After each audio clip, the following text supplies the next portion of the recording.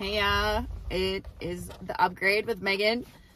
It's day 13 of replicating this quantum leap experiment. Where do I want to start? So I'm coming back from the gym, trying to think about what I actually wanted to talk about today, if there was anything to talk about today. And being able to pull important and effective information that's for me and for you to be able to share and duplicate and go from there. So I had that really weird day yesterday, right? Woke up feeling really funky. It felt like everybody was off. I was able to reset, recalibrate, had an amazing Reiki client in session with a replay client. It was so good. My brother and sister-in-law needed emergency anti-care. So my niece and nephew came over for a sleepover so we can do the school run for them. Because they're combination of events, both stuck at work. And it was really nice to have little people back in the house and to be able to focus on just a different kind of energy. It makes us all my teenagers and I, grateful for the life that we have. But I think we're also really grateful for this, the change of it as well. But I got one of my tasks yesterday was to share my workshop class in some Facebook groups in my local community to be able to just share the information, hoping and trusting that it will get to who it needs to get to. And I had an anonymous commenter totally give me a hard time about it. He's like, people still believe, I'm assuming it's a man, and I'll tell you why. People still believe in this shit? And I'm like, oh yeah, absolutely. Little heart emoji. And he's like, yeah, I see the cell. People believe in crystals and flat earth and all this stuff. I say it's a man because the only people that I have ever experienced bringing up flat earth are men. I don't think I've ever heard a woman bring that into a conversation that is also not linked to do something with a man. So I'm just making that assumption. I think it's funny because if I'm why would you fuck with a witch? That's not good karma. That's just a bad idea. Why would you poke a bear like that? But my second inclination thought, and what I really felt into it is I was not even really proud of myself. It was just not a big deal that I was getting a negative comment about it. I didn't feel defensive.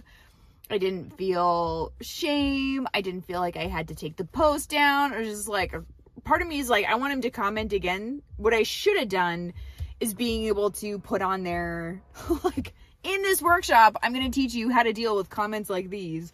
And not, because it wasn't a big deal. It wasn't personal. It was not about me. I'm not here to convince it. I probably believe in half the stuff that this guy does too.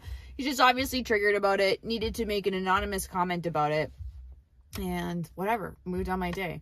I have this full belief that anybody that brings on negativity or comments to you takes a part of your karma away, which frees you up and your energy up to be able to make more money.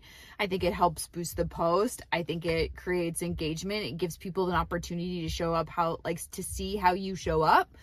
With that, my strategy for handling people with any sort of narcissistic behavior, not narcissists in general, that behavior, trying to place blame, gaslighting, not taking personal responsibility, being really negative like the bully, being able to do that is it's acknowledge but don't engage, because they want the fight. They want the fight so fucking bad because they want to be seen and heard and validated.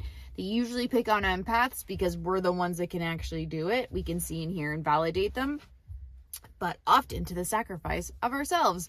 But in this workshop, I'm going to teach you how to not do that. Just like I don't do that anymore. Do you know why? Because I've lived through that with numerous relationships. I'm just no, we don't.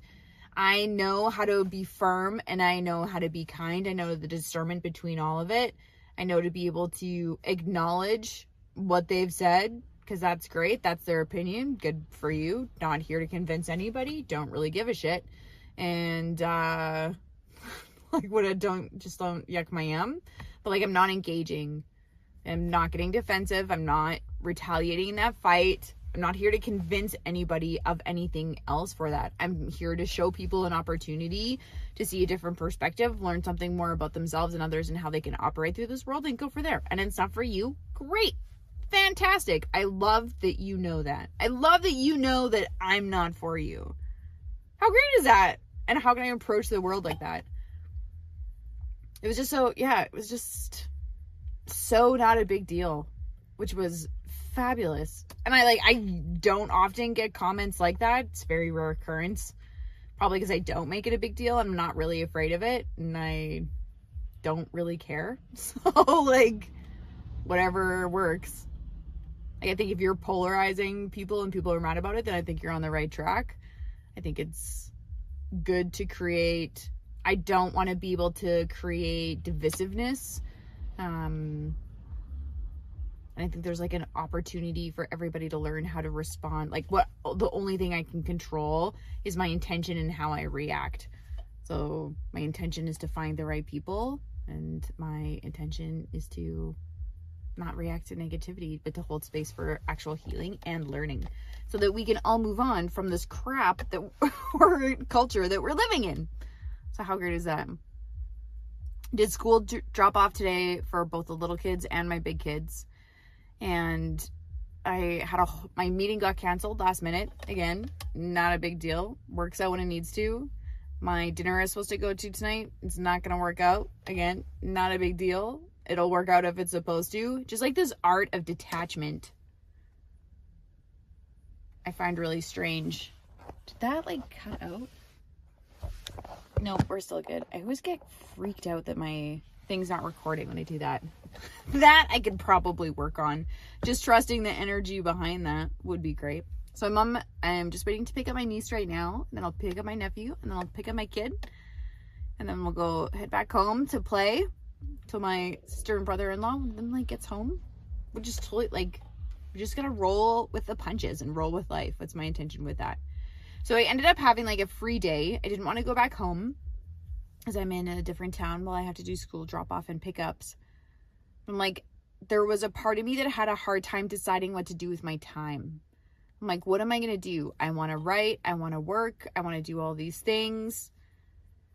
I'm like, okay, but like, what do I actually want to do? What would feel, and I listened to the podcast today as I was doing some upgrades, being able to ask, the one question that changed everything, like, what's the most loving thing I could do with myself right now? And I took my ass to the gym. You know I love my gym. I know I love my gym. It's a great place to be able to upgrade. I make money every time I go to the gym. I have a great idea. I've like Pavloved on my energy to have good things happen when I'm there. So I was able to get on the treadmill for half an hour. I was able to do my weights, increase my weights, which is great because I love being able to feel strong and healthy. And then I got to have like a great little yin class, had a nice shower, and then I stayed there. I did pack a lunch knowing that I was probably going to stay here. And then I had a peanut butter and jam sandwich with butter, which was so fucking good. And an apple and a yogurt, just like a little kid. And I sat at the gym and I worked there. They have great Wi-Fi. It's such a great vibe. And I got a ton of like work done, just wrapping up like little projects I've been wanting to work on, these little upgrades to see if it actually makes a difference or not. I think I'm still in this very like experimental stage. I do notice how I want to be writing now that I'm in that more follicular stage. That I'm like, hey, I'm ready. Like, I can't stop thinking about it. And being able to know that I don't need whole perfect environments to get all my work done, right? Like, I don't need the house to be clean, and I don't need check, like all these things. I don't need all this external stuff to be able to create an environment of which I can output. Like, I can write on the couch at home for 45 minutes, like tonight if I wanted. And tomorrow morning, I can make a coffee in the morning or a hot chocolate in the morning and write for 45 minutes before we go to a birthday party, before I get my like eyes checked, before I do taxes on Saturday, right? Knowing I can write for a little bit. Like, there's all these little pockets instead of thinking that it has to take the whole day. And I really have my relationship with time is pretty solid. It's very loving. I don't ever really feel rushed. I feel like I always have a lot of time. I feel like everything happens on time. I sometimes have to remind myself of that, but I have developed this relationship with time. I trust it, and I trust my energy and my intention with it. So expanding that again into money, and expanding that in again into like your romantic partners, and expanding that into your work, I notice I'm like, okay, there is that part of me that I'm like, I'm trying to go back to like, okay, well, I'll do this, and I'll do this, I'll do this. I'm like, no. What's my like intention? How am I feeling about it? What's my relationship with time? Everything's going to work out just as it's supposed to. It's not really that big of a deal. What's my relationship with money? I trust that the money's going to be available, that I need to have available at the time that I need available, just like it always is. And there's going to be more from it. What's my relationship with my business? Okay, I'm going to be able to do like make this post or have this energy and have people sign up probably tomorrow on Friday, that 2 more people will be able to sign up, and I'll be almost sold out of this workshop.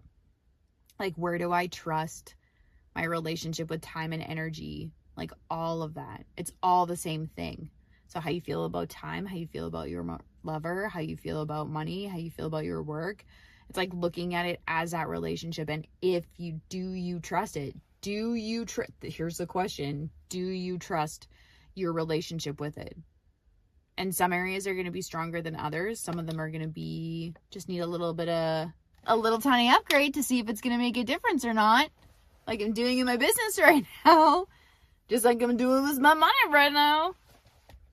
And I'm definitely, I've been noticing there's a lot of men in the yoga class, and I found myself thinking, I'm like, are they always there?